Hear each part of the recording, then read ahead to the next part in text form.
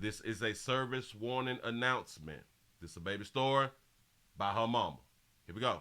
Get married. So before they got married, they decided to do everything that they were supposed to do. They didn't sleep with each other. They had a big church wedding. They even went and got tested for STDs. At the STD clinic, they stood in front of each other in front of the doctor. She said to him, "Oh, I'm clean, I'm good, I'm tested, I don't have anything." She said the same thing for him. She didn't look at the papers, thought nothing about it. They get married. They even moved to South Carolina. Mind you, we're originally from Florida. They get married. I don't go with them. I'm like 5 years old at this time. My mother gets pregnant, and so then she goes into the doctor. And they call her back afterwards. She's used to this because she has diabetes, and normally they call you back and say, "Hey, you have diabetes. You need to be more careful." No, they said to her, "Hey, you have HIV." She was like, "What do you mean I have HIV? I've been with the same man. What do you mean?" Mind you, this is 2005. They don't know as much about HIV as they do now, and so primarily that happened with gay couples. But gay people aren't the only people who can get HIV, of course. So she finds this out, and she's like, "Oh my God, what?" They also tell her, "You're pregnant with twins." So she doesn't tell anybody for about a month just because she's so stressed and she's in shock. And so she finally tells him, and the first thing he says is, "Please don't tell anybody." And he also told her, no one else will love you. You have to stay with me, all this crap. She calls my grandparents. They come and get her. She takes everything she came into that marriage with. And the only thing she left him with was a microwave. Period. He told her don't tell nobody now that she know that she got HIV. Go ahead. She comes home and she tells a few family members, and so my aunt calls her and is like, "Hey, turn on the news." There's a story on the news where one person knowingly infected the other person with an STD, and they got prison time because it's illegal. So then she realized, hey, this is a crime. And so we have a family friend who's a police officer. She tells him, and he's immediately like, "Oh my God," oh my God. He starts crying. He immediately goes, "We need to get him on a two-way call and have him admit it. If he admits it, then we can get him in trouble with the South Carolina laws instead of the Florida laws." And the reason they were trying to get him in trouble with the South Carolina laws is because South Carolina gives a bigger punishment than Florida. Are we shocked? No. So she gets him in this two-way call, and they start talking, and basically he's being not a good person.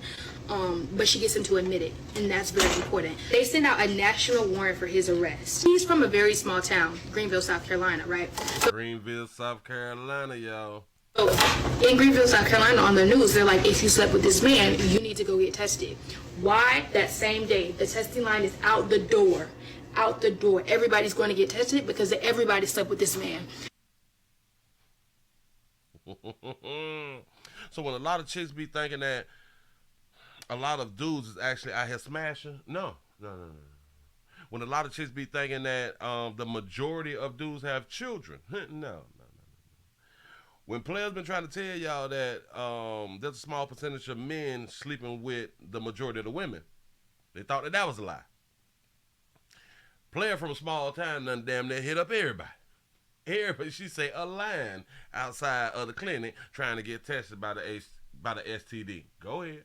He slept with and knowingly infected over 200 people. Slept with, knowingly affected, and they is in Carolina, right? So if you're in Carolina, please go get tested.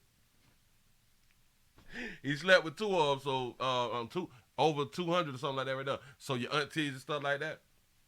Yeah. Your cousins, your mama. Try to tell you something. Go ahead on and get them tested. Now, all right, go ahead. Right. I was like, what? Oh my God. 200 men and women. So not just women, baby.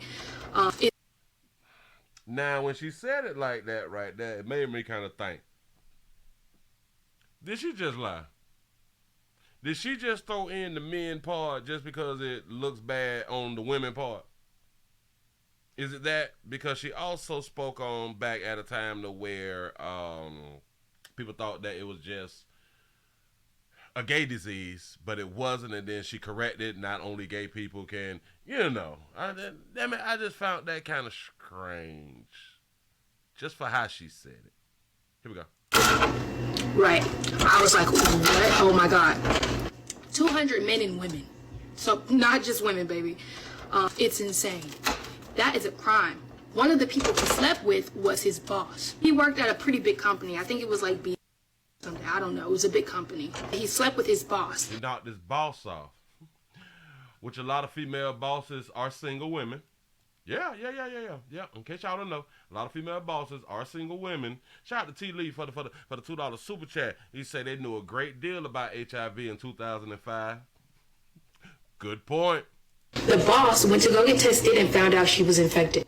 When she found out she was infected, her partner also found out they were infected, but she didn't talk to him. Like, this woman ghosted everybody because she was just so in shock and she needed to process it. Mind you, this is a pretty big deal, you know? And so she wanted to process it. She didn't talk to her ex at all. And so we're going to pause that story for a second and jump to now. A few months ago, me and my mother had to go back to Greenville, South Carolina, where most of this took place, and go to court because he hadn't been paying child support for the twins. As we go here, it's just such a synchronistic day, and we're meeting so many people and like just talking with them and having a really good time. We start talking to this one lady and we're like telling her this story because like it's just the vibe to share. It's a very interesting story. So we get to the part of the story that me and you are in right now. And my mom is saying, yeah, he slept with his boss and she found out she was infected. She completely ghosted the guy that she was with just because she was in such shock. And he was also in shock. So this man is just going crazy because it's like, she won't talk to me. I'm also infected. I don't know anything. And so we're telling the lady the story. And my mom goes, yeah, so my ex-husband's boss is walking out of her garage on Mother's Day.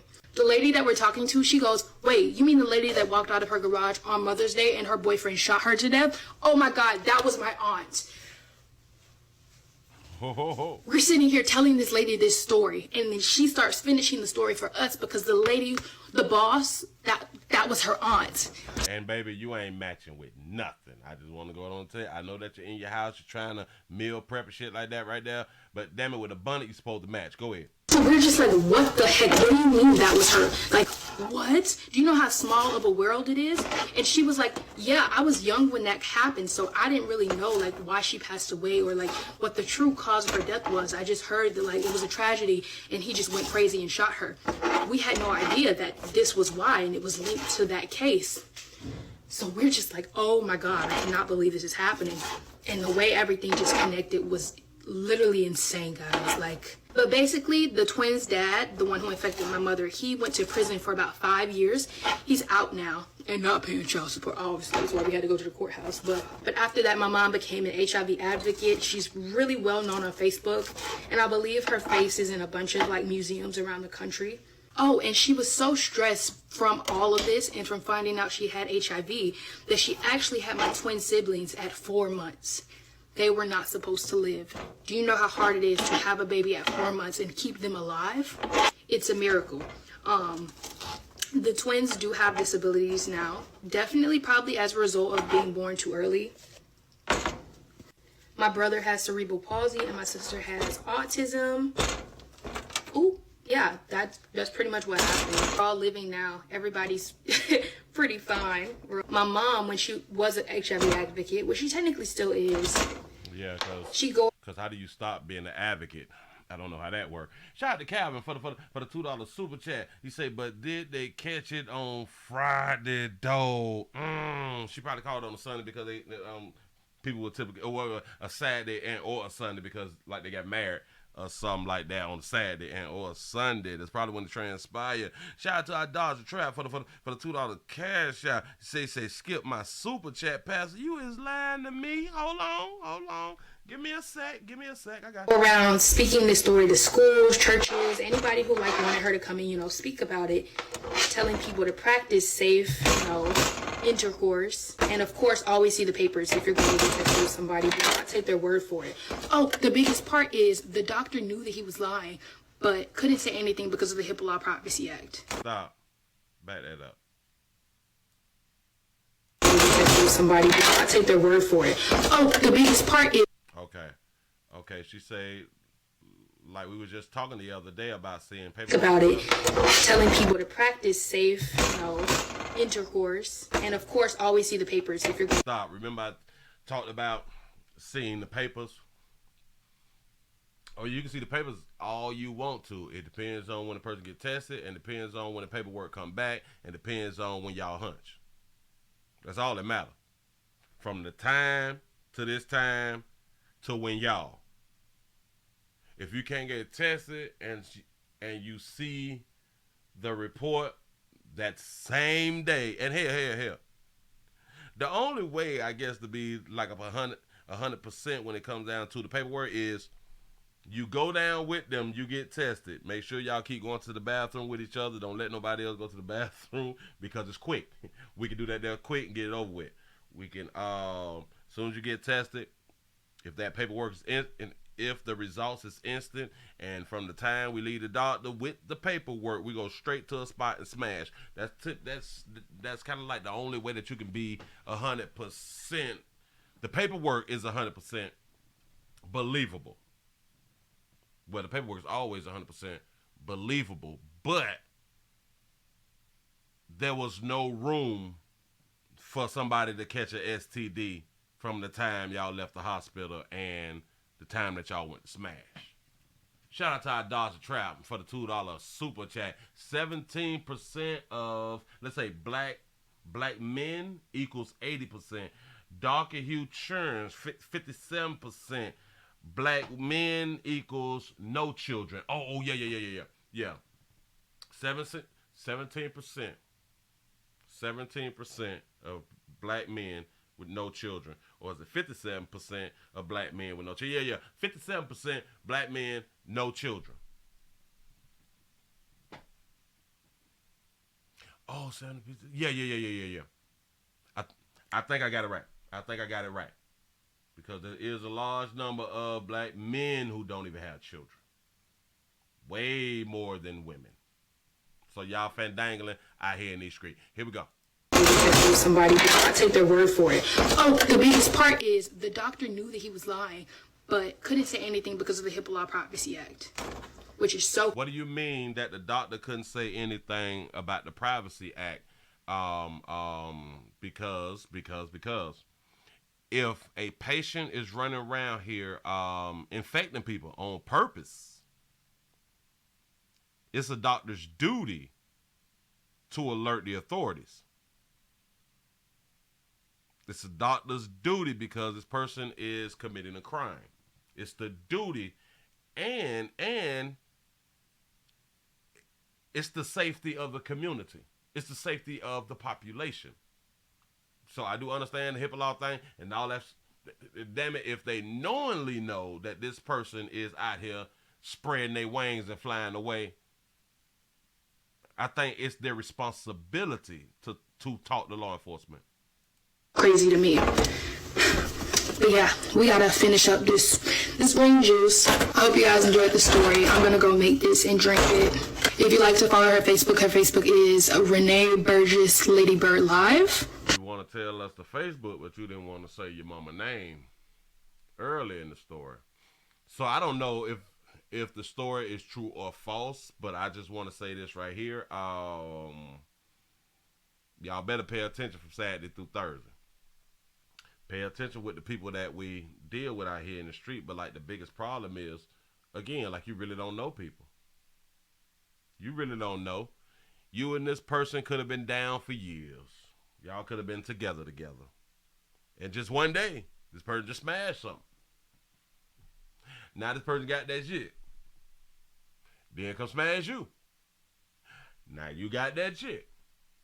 We really ain't tripping because we got medication for everything. But if it was like back in the days, like it would like be really, it'll really throw you off. Cause back in the day, it threw people off.